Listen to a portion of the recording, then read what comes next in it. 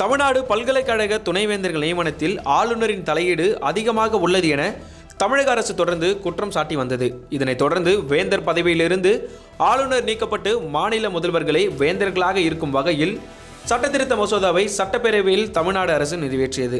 இதன்பின் ஒப்புதலுக்காக மசோதா ஆளுநர் மாளிகைக்கு அனுப்பப்பட்டது.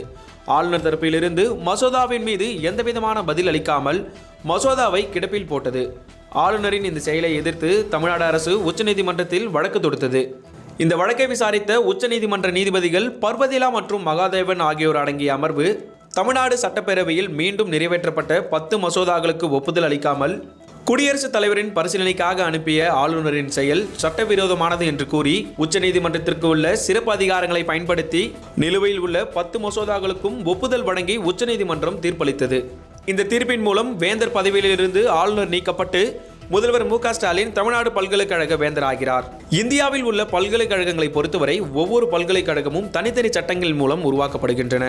அதாவது ஒரு மாநிலம் ஒரு பல்கலைக்கழகத்தை உருவாக்க முடிவு செய்தால் அதற்கென ஒரு சட்டத்தை இயற்றுகிறது. அந்த சட்டத்தின் அடிப்படையில் தான் அந்த பல்கலைக்கழகம் இயங்கும். இந்த சட்டங்கள் உருவாக்கப்படும் போதே ஆளுநர்களை வேந்தர்களாக வைத்தே உருவாக்கப்படுகின்றன. இந்தியாவில் 100 ஆண்டுகளுக்கு மேலாக ஆளுநர்கள் பல்கலைக்கழக வேந்தர்களாக அங்கீகரிக்கப்பட்டு வந்திருக்கின்றனர். இந்த வழக்கம் ஆங்கிலேயர் ஆட்சி காலத்தில் இந்தியாவில் துவங்கியது.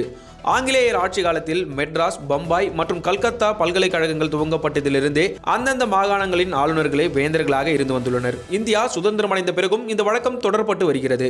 தற்போது இந்தியாவில் உள்ள பல்கலைக்கழகங்களின் வேந்தர் என்பது பெரும்பாலும் மாநில ஆளுநரே ஆவார். அதாவது மாநில ஆளுநர் தானாகவே பல்கலைக்கழகங்களின் வேந்தராக நியமிக்கப்படுகிறார். இது ஒவ்வொரு மாநில பல்கலைக்கழக சட்டங்கள் மூலம் நிர்ணயிக்கப்பட்ட ஒரு பங்காகும். தற்போது தமிழ்நாடு அரசு இந்த பல்கலைக்கழக சட்டத்தில் திருத்தம் கொண்டு வந்துள்ளது. இதன் மூலம் தமிழ்நாட்டில் இனி வரும் காலங்களில் ஆளுநருக்கு பதில் மாநில முதல்வர்களே பல்கலைக்கழகங்களின் வேந்தர்களாக நியமிக்கப்படுவார்கள். வேந்தர் என்பது பல்கலைக்கழகத்தின் சட்டப்பூர்வமான தலைமை பதவியாகும். ஆனால் பல்கலைக்கழகத்தின் நிர்வாக செயல்பாடுகள் அனைத்தும் துணைவேந்தர் மூலமே நடைபெறும். வேந்தரின் மிக முக்கியமான அதிகாரம் துணைவேந்தர்களை நியமிப்பது. இவை பெரும்பாலும் தேர்வுக்குழுவின் பரிந்துரை அடிப்படையில் தான் நடைபெறும். பட்டமளிப்பு விழா போன்ற முக்கிய நிகழ்வுகள் வேந்தரின் தலைமையில் தான் நடைபெறும். பல்கலைக்கழகத்தின் செயல்பாடுகள் சட்டப்பூர்வமாக நடைபெறுகிறதா என்பதை கண்காணிக்கும் அதிகாரம் வேந்தருக்கு இருக்கிறது. மேலும் பல்கலைக்கழகத்தின் முக்கிய தீர்மானம் மற்றும் விதிமுறைகளுக்கு வேந்தரின் ஒப்புதல் மிக அவசியமாகும். மேலும் தகவலுக்கு தொடர்ந்து இணைந்திருங்கள் ஹாக் நியூஸுடன்.